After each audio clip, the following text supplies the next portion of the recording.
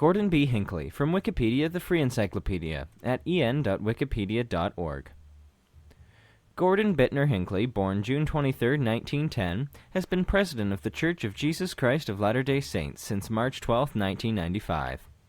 Additionally, at times, when President Hinckley's predecessors were in poor health, Hinckley performed many of the duties of the Church's presidency in an acting capacity as established by precedent and revelation. He is also the oldest prophet the LDS Church has ever had. As president of the Church, he is considered by faithful members to be a prophet, seer, and revelator of God's will on behalf of humanity.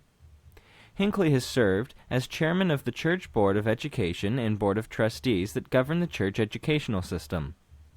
During his service as prophet, the Church has more than doubled the number of temples.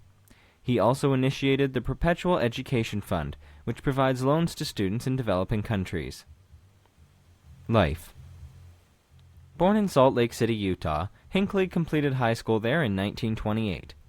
After attending the University of Utah, he became a missionary, an unusual occurrence for Depression-era Latter-day Saints. He served in the British Mission, headquartered in London, in 1933.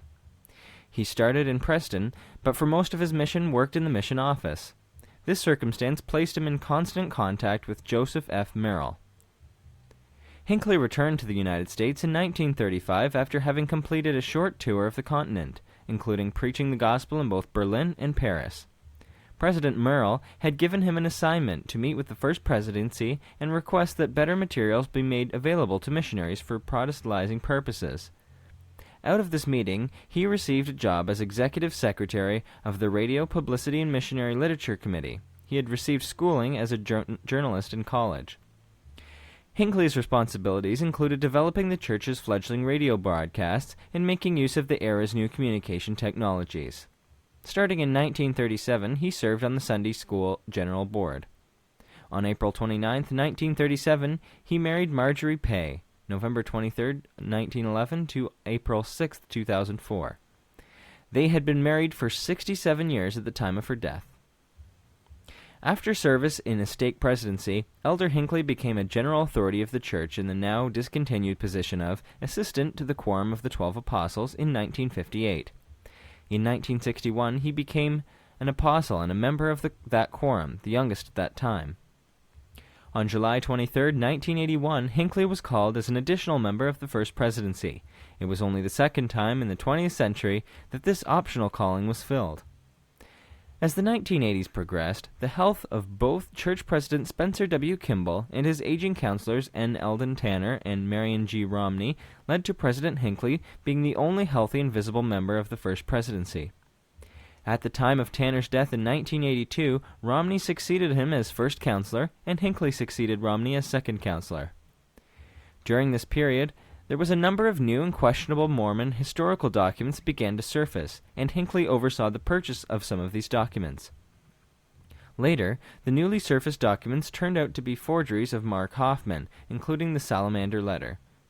Because of his prominence in the Church and his responsibility to oversee the purchase of historical documents, Hinckley became a key figure in the investigation of Hoffman. By this time, however, Hinckley was largely shouldering the burdens of the First Presidency himself.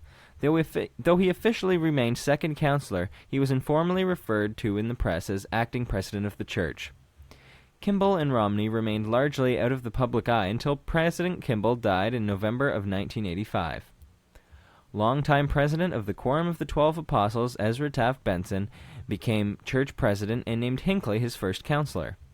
Romney succeeded Benson as president of the 12, though he never exercised the duties of this position due to his ill health, with the actual duties being filled by Howard W. Hunter. Thomas S. Monson became second counselor, and for a while all three members of the First Presidency were able to perform their duties. In the early 1990s, however, Ezra Taft Benson developed serious health problems that removed him from the public's view, and Hinckley again carried out many of the duties of the president of the Church until Benson died in 1994. Howard W. Hunter, who had succeeded Romney as president of the 12, became church president and set apart Hinckley and Monson as his counselors. Hinckley additionally becoming president of the 12 by seniority. When Hunter died after a presidency of only 9 months, Hinckley was chosen to be president of the Church at the age of 84. His two predecessors had both acceded at age 86. after being unanimously sustained by members of the Quorum of the 12. Remarkably vigorous for his age, Hinckley has led the church since March 12, 1995. On November 2, 2006, he surpassed David O. McKay to become the oldest president in the church. At the General Conference on October 1, 2006, he commented on the pending record, indicating that he expected to surpass it. He said, "I do not say this to be boastful, but rather grateful." If he continues to live until May 22, 2008, he would then surpass David B. Height to become the oldest man in the church history to hold the office of apostle. Hinckley is known for his aggressive building of temples. Currently there are 124 operating temples, 6 under construction, and 5 announced and not yet under construction. Before he became president, there was 47 dedicated temples. In 2000 alone, more LDS temples opened, 34, than had existed at the time of Hinckley's calling to the first presidency. Over 2/3 of all LDS temples currently in operation were dedicated by Hinckley. Hinckley has also overseen other building projects like the LDS Conference Center. On the 23rd of September 1995, Hinckley announced and read The Family, a Proclamation to the World, a statement on belief and counsel prepared by the First Presidency and Quorum of the 12. On the 31st of March 2001, he announced the Perpetual Education Fund, a large endowment that provides loans to students in developing nations. It is funded entirely by donations, with the assumption that students will pay back into the fund when they are able. On March 12, 2005, along with Councillors Thomas S. Monson and James E. Faust, President Hinckley celebrated the 10th anniversary of their organization as the First Presidency. The first time in the organization of the church, the body has lasted without a change in personnel. On 22nd of July 2005, Friends of Hinckley performed in a celebration commemorating his 95th birthday. In addition to the 22,000 people who attended in person, the event was broadcast on BYU television and to meeting houses on the church's closed-circuit satellite system. Mike Wallace, former host of 60 Minutes, narrated Hinckley's life and his accomplishments. Afterward, Hinckley spoke, thanking everyone for attending and saying, "Let's have another such party 5 years from now." On January 24, 2006, Hinckley underwent surgery to remove cancerous growths in his large intestine. According to Deseret News, the procedure went well, and rapid recovery was expected. He was released from the hospital on the 31st of January, 2006. On March 10, 2006, Hinckley traveled to Santiago, Chile to rededicate a temple. There, he told the people that it was likely he wouldn't get back to see them again. Less than a month later, he presided over General Conference. Some speculated he was in bad health because he did not give the opening address. These speculations were soon debunked when a stern, strong Hinckley gave the concluding talk of the priesthood session. He returned to his normal speaking pattern of an opening address during the Saturday morning session, a closing address at the Sunday afternoon session, and full discourses during the priesthood and Sunday morning sessions. In June of 2006, Hinckley traveled to Iowa City, Iowa, to speak at a fireside commemorating the 105th anniversary of the start of the handcart companies. On June 23, 2006, on his 96th birthday, Hinckley participated in a groundbreaking ceremony at BYU for a new building to be named in his honor. The building is to be called the Gordon B. Hinckley Alumni and Visitor Center and is expected to be completed by the fall of 2007. In September 2006, Hinckley dedicated the Sacramento, California temple.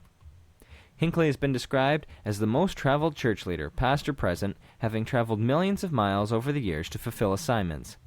In spite of his advanced age, he continues to travel the world over as he dedicates temples and meets with the saints.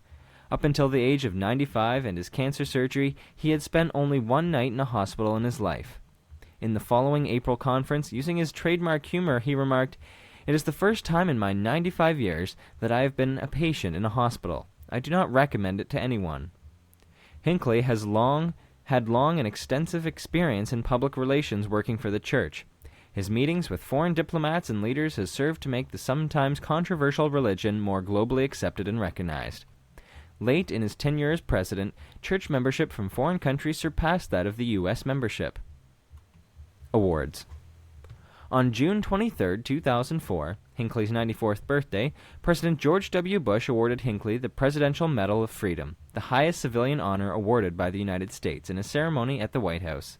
The press release was put forth by the White House stated, "Gordon B. Hinckley has inspired millions and has led efforts to improve humanitarian aid, disaster relief, and education funding across the globe. Hinckley has been the recipient of a number of educational honors, including the Distinguished Citizen Award from Southern Utah University, Distinguished Alumni Award from the University of Utah, and honorary doctorates from Westminster College, Utah State University, University of Utah, Brigham Young University, and Southern Utah University.